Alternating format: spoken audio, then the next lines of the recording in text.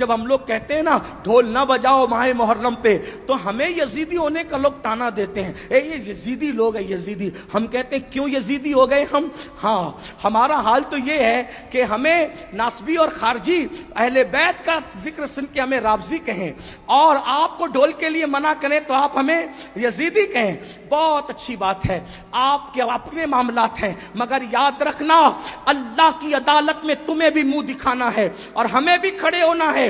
ہم حق بات کہہ جائیں گے. کیوں ڈھول بجاتے ہو محرم میں؟ کیوں ڈھول پیٹتے ہو محرم میں؟ کیوں چڑھاوے چڑھاتے ہو بتوں کی طرح معاملات کر کے؟ تو آپ کہیں گے محبت ہے محبت. ہم نے کہا کیوں محبت ہے؟ جن کی شادیوں میں ڈھول نہیں بجے ان کی شہادتوں پہ ڈھول بجاتے ہو بے شرمو. آپ بتائیں مجھے کوئی ثابت کر سکتا ہے امام حسن کے نکاح پہ ڈھول بجا، امام حسین کے نکاح پہ ڈھول بجا؟ جن کی شادیوں میں ڈھول نہیں بجے ان کی شہادت پہ ڈھول بجانے کا جگر لاتے کہاں سے ہو؟ کہا نہیں نہیں یہ عشق اور محبت ہے. ہم نے کہا اگر یہی عشق و محبت ہے، اگر یہی تقاضۂ محبت ہے کہ علی اکبر کے جسم کے جس دن ٹکڑے ہوئے ہوں، جس دن اللہ اکبر امام حسین کے سر کو نیزے پہ اٹھایا گیا ہو، جس دن بیویوں کی چادریں چھینی گئی ہو، اگر اسی دن ڈھول بجانا تقاضۂ محبت ہے، اللہ کسی کو وہ دن نہ دکھائے جس دن تیرے بیٹے کا ایکسیڈنٹ ہو اور تیرے بیٹے کا جوان بیٹے کا جنازہ اٹھ رہا ہو، اس وقت تو ڈھول بجانا.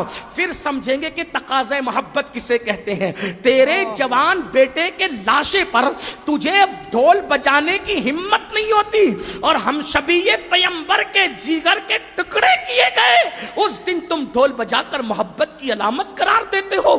شرم نہیں آتی؟ ذرا سوچو تو صحیح. سنیو بدعقیدگی کے راستے ہم نے استوار کرنے کی کوشش کی ہے.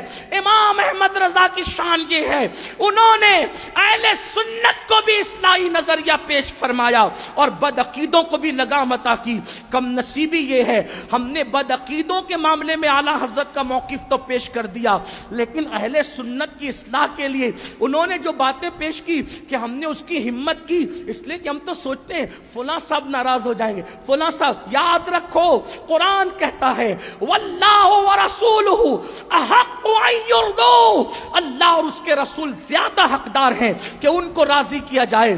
لوگ رزاق نہیں ہیں، رزاق اللہ ہے. اس لیے سنیوں میری قوم کے جوانوں، امام نے جو پیغام دیا ہے اس دونوں کو سینے سے لگاؤ.